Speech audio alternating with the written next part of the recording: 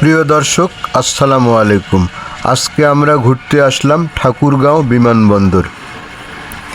রংপুর বিভাগের ঠাকুরগাঁও জেলার ঠাকুরগাঁও সদরে অবস্থিত এই ঠাকুরগাঁও বিমানবন্দরটি দ্বিতীয় বিশ্বযুদ্ধের সময় তৎকালীন ব্রিটিশ সরকার 550 একর জমির উপর এই বিমানবন্দরটি 1940 সালে নির্মাণ করে।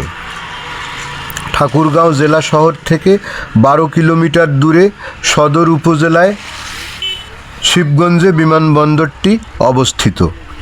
1965 সালে পাক ভারত যুদ্ধে বিমানবন্দরের রানওয়ের ব্যাপক ক্ষতি হয়।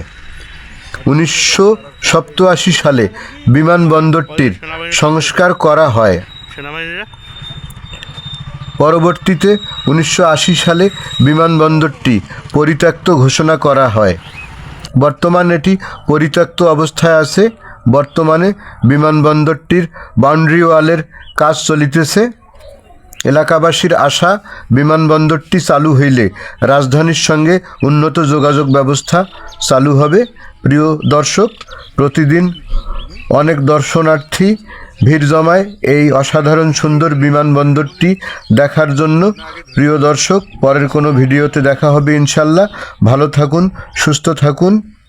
চ্যানেলটিতে অবশ্যই সাবস্ক্রাইব করবেন, লাইক করবেন, কমেন্ট করবেন। আল্লাহ হাফেজ।